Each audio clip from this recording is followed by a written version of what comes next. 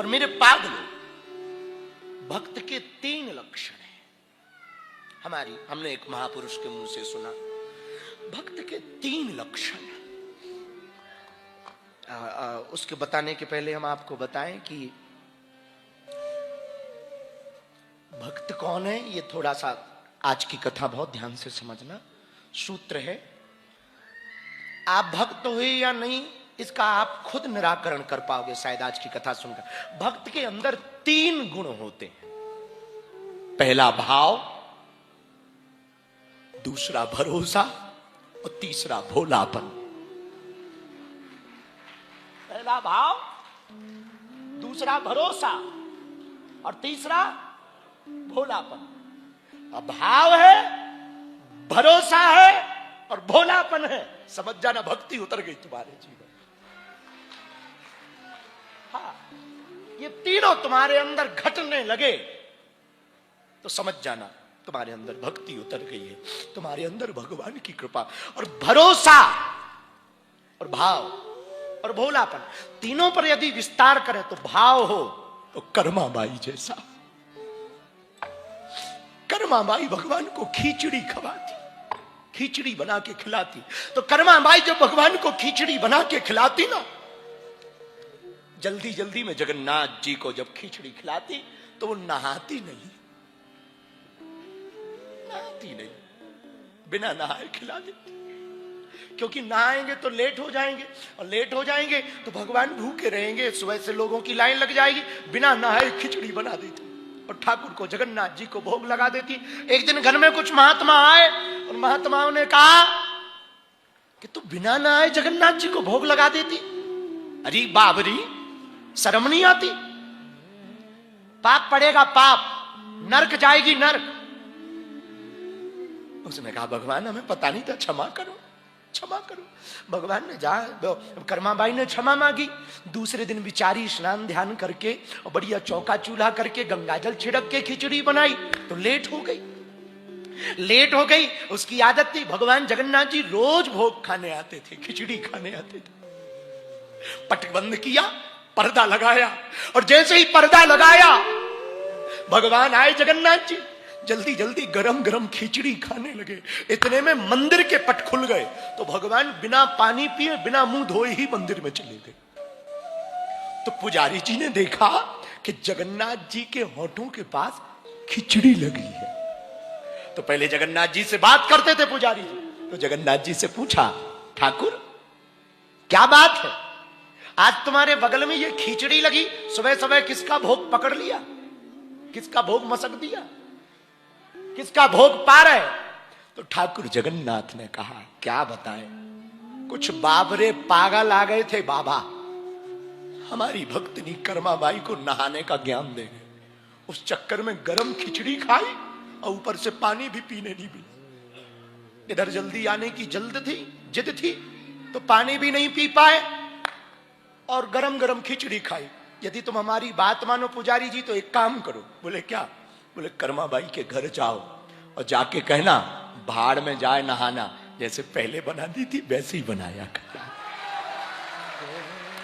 हमें तो वही प्रिय, हमको तो वही प्रिय। मेरे पागलों, भाव का अर्थ है कर्माबाई, उसमें फिर नेम नहीं लगता। सच बोले, ये बात हमको बोलते हुए तो बिल्कुल बुरी नहीं। जैसे ही साधना करने आए तो 3 दिन तो हमने भी नहीं नहाया। महाराज जी को ये बात पता है और हमने सुना है कि कहने से पाप कट जाते, और हमने ये भी सुना कि जिसको कह दो, जो जो सुन ले तो पाप उसमें बट जाते हैं। हाँ, और इतने बड़े बड़े महापुरुष बैठे, इनके सामने कहेंगे तो हाँ, शायद हमारा जीरो ही हो जाए।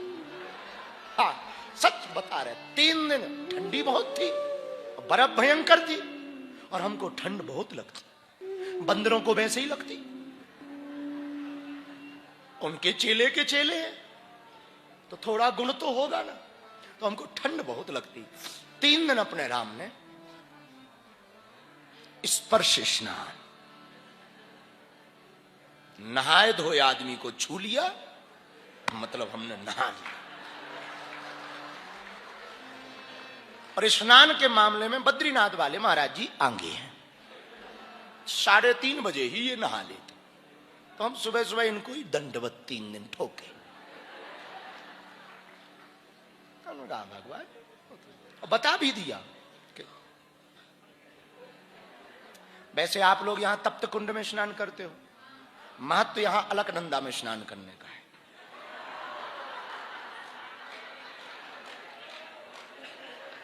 ऐसा हमने शास्त्र में पढ़ा है। अलकनंदा जी के स्नान का बड़ा महत्व है। और ये करते थे यहां। हाँ, महाराज जी ने बहुत वर्षों तक किया। एक यहां अवधूत महात्मा रहे, क्या नाम था उनका बाबा? पूज्य परमानंद अवधूत जी। क्या अद्भुत महात्मा! अवधूत महात्मा पूज्य श्री परमानंद बाबा एक लंगोट में रहते थे। महाराज जी का खाक चौक है, उसके सामने में उनकी झोपड़ी थी। उस झोपड़ी में रहते थे। सुबह सुबह उठते थे, बहुत कम बोलते थे, बैठे रहते थे। भारी पेट, अवधूत थे। ऐसे कोई आए भी, बड़े से बड़े चेला आते थे उनके पास, ऐसे बैठे रहते थे। कुछ बात किसी ने कही, आ गए। अच्छा, जा रहे बाबा? इशारे, बहुत कम, कभी कभी बोलते थे। और बोलते भी कब थे? कोई बात किसी की बुराई कर रहा तब वो बोलते थे, बेटा अध्याय चेंज करो, बस अध्याय चेंज, इतना बोलते थे। सुबह सुबह जब वो उठते थे 3-4 बजे, महाराज जी की झोपड़ी नीचे थी, उनकी ऊपर थी। तो महाराज जी की झोपड़ी में टीन डल गया था, चद्दर होता ना। तो उनको स्नान करने जब अलकनंदा जी जाना होता था, तो सुबह सुबह एक पत्थर उठा के महाराज जी के टीन पे पटकते, कि मतलब हम जग गए, रेडी हैं, यू कम हियर। वो पुराने प्रेमी प्रेमिकाओं का होता था ना, लेटर को पत्थर में फंसा कर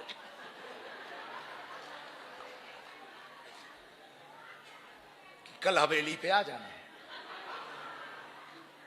महाराज जी का भी प्रेम था, बहुत प्रेम था, अवधूत थे वो।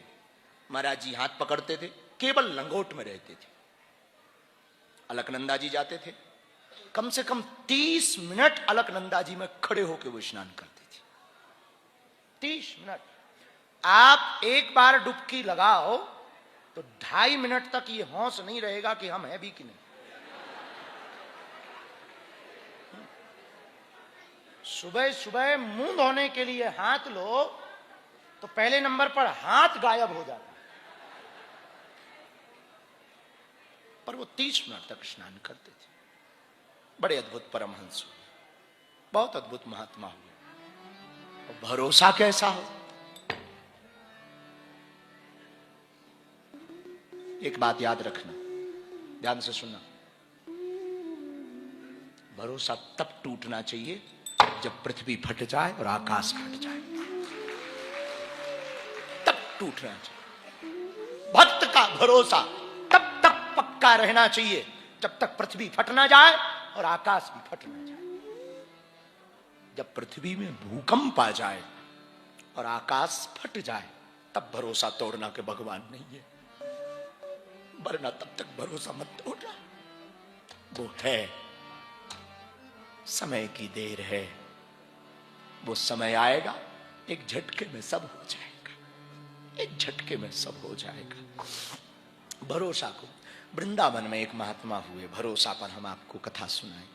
वृंदावन में एक संत हुए, उनका नाम था कदम्ब खंडी जी महाराज, बड़े सिद्ध महात्मा। उनकी महाराज जटाएं बड़ी बड़ी थी, लंबी लंबी जटाएं थी। एक दिन मस्ती में रहते थे, अब महात्मा तो मस्ती में ही रहते हैं, मस्ती में चले जा रहे थे, जटाएं बड़ी बड़ी थी। तो वृंदावन की लता पताओं में धोखे से अचानक से एक घटना हुई कि उनकी जो जटाएं थी, वो जटाएं लताओं में उलझ गई, और जैसे ही उलझी तो वहीं बैठ के भजन करने लगे। सुलझाई नहीं, बैठ गए, भजन करने लगे। तो कुछ ब्रजवासी बालक आए, छोटे छोटे बच्चे आए, बाबा बाबा काहे गो। ब्रजवासी निकले, बाबा तेरी जटाएं सुलझा दूं? ना ना ना, जिसने उलझाई है वही सुलझाएगा। तो कोई पूछे कि किसने उलझाई, बोले हम तो ठाकुर जी का भजन कर रहे थे, इस बंसी वाले ने ही उलझाई। तो बोले सुलझाएगा कौन, बोले वही सुलझाएगा। बाबा पागल हो, बेफिजूली में मर जाओगे, रात बहुत होती है, भूखे मर जाओगे, काहे को बेफिजूली में पागल बन रहे, चलो मैं हूं सुलझा दे। ना ना ना, जाओ जाओ, और सुनो छू ना लेना, पाप पड़ेगा पाप। सबको भगा दिया और वहीं पर बैठकर राधा कीर्तन गाने लगे, कृष्ण कीर्तन गाने लगे। एक दो रात नहीं, कई महीने बीत गए, बाबा ने जटाएं नहीं उलझाई। ध्यान रखना, जिनका भरोसा जल्दी टूटता, ध्यान से सुनना मेरे पागलों, कई महीने बीत गए लेकिन उन्होंने जटाएं नहीं सुलझाई। बोले जिसने उलझाई वही सुलझाएगा।